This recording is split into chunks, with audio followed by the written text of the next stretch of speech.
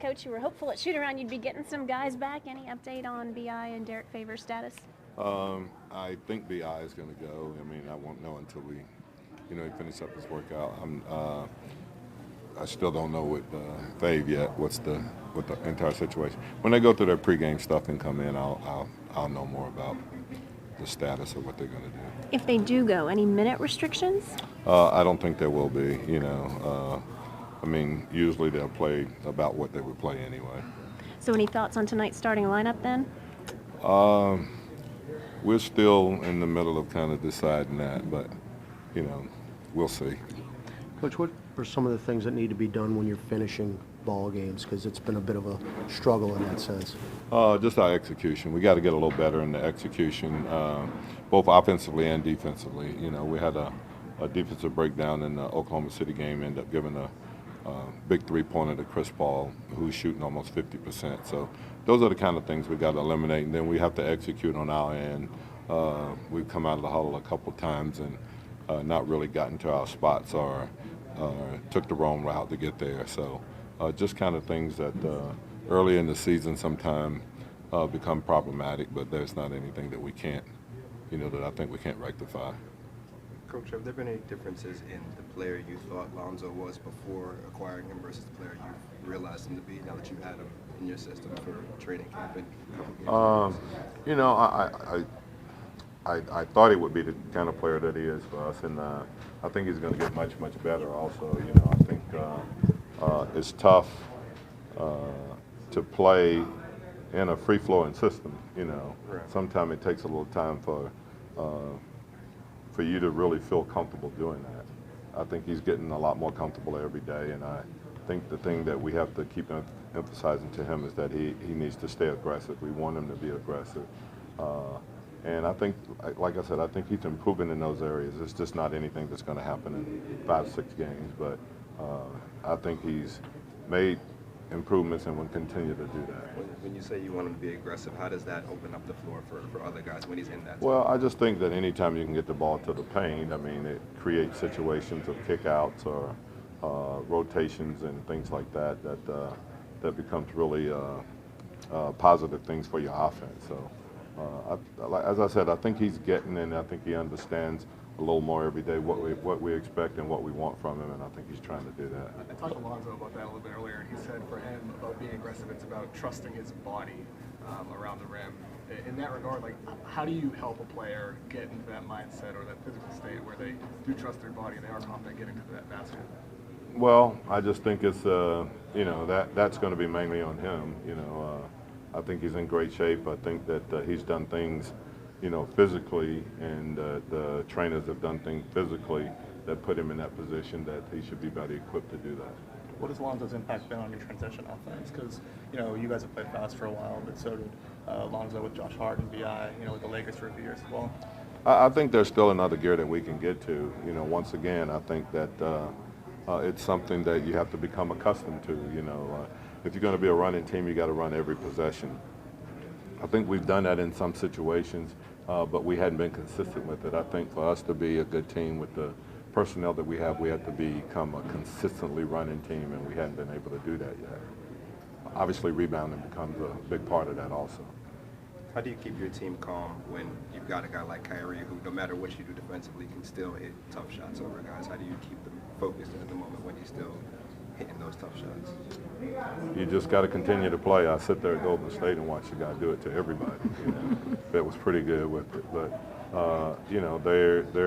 those two guys are probably the best tough shot makers in the league, and you just got to understand that that's going to happen over the course of the game, and you still got to stay within what you're doing,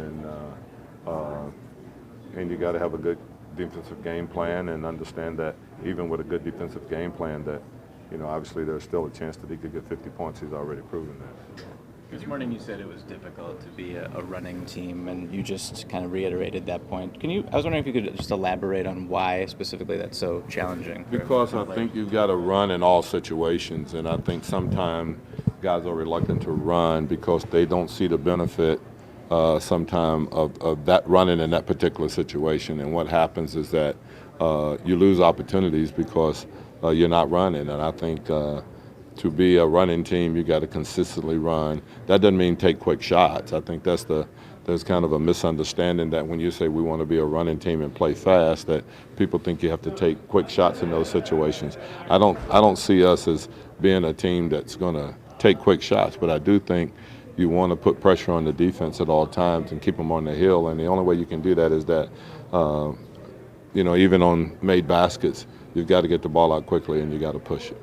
As a coach, how hands-on are you as far as like you stand here when we run and you stand here? Is it mostly just you guys got to run and push the ball and get up the court? I mean, how hands-on do you script that stuff? Well, I mean, we do a lot of things in practice to try to help in those situations. We play with a 4-second shot clock to get it over half court and things like that. But it's still got to be something that become natural to you, that you understand that when the ball is rebounded, the most important thing is the first 3 steps that you take, and I think that's something that we have to continue to work on.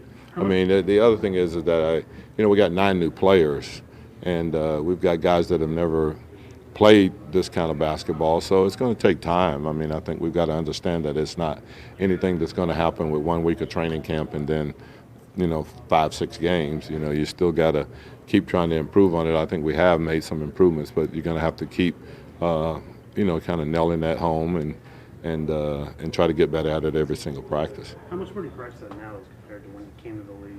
Excuse me, I'm How sorry. much more do you practice that now, like transitional offense? I think we try to do it every day. I mean, it's something, like I said, when you have 9 new players and you're trying to form a chemistry for your team and have them really have a comfort level with each other, then you have something to it. Can you assess, for those of us who only see it from afar, can you assess Phil's how far he's come and where his greatest strides? I mean, I think he's made a tremendous jump, but I think the one thing people have a tendency to forget about him is that he's 23 years old. I mean, he's not this guy. He's been in the league for a while, but he's a young guy. I think he's made unbelievable strides in, just his whole physical appearance, his body, and what he's done to reinvent his whole body. I think he's done that mainly, changed his diet, obviously. He's very hard working. He's summer, out of it with holiday and working and doing things. And I think the other big thing is that he's so summer, and I think that huge role in just the right kind of sleep that he's getting, and I think that's been huge for him as far as physically being able to sustain some of the things that he's doing. When he was coming in the league, at that point you were already saying, does he play a style that is not in the NBA anymore?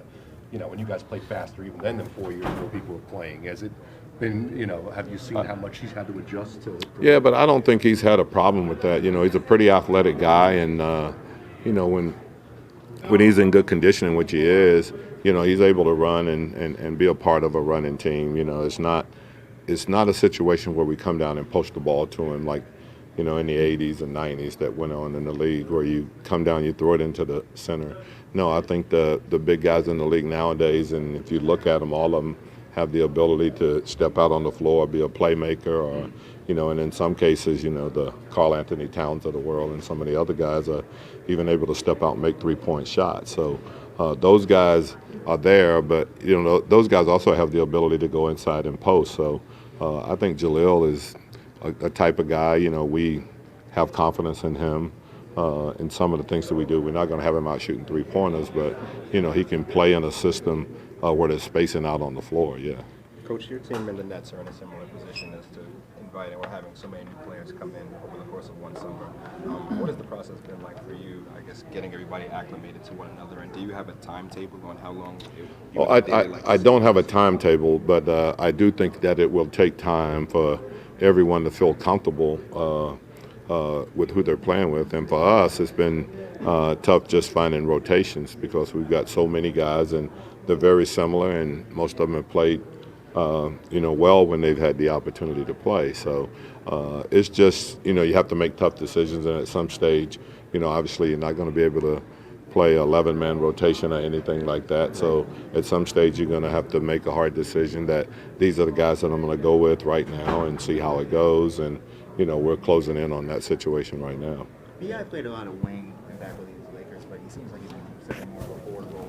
What do you see as his long-term vision with this game? I think he plays a lot of wing with us also. I mean, I think he's a basketball player, really. He has the ability to create plays for other guys. He has the ability to, to play as a perimeter player. He has the ability to drive the ball to the basket. So, I think we get hung up too much on positions. I think he's just a really good basketball player. And, most of the team nowadays, if you look around the NBA, there's so many teams that's almost playing positionless basketball anyway. So I think the 1, 2, 3, 4, 5 thing is kind of something that is a little bit antiquated now. I think that, mostly it's just you put guys out there, your best players, and try to figure out how you can best utilize them. Thanks, Coach. Thank you. Thanks, Coach.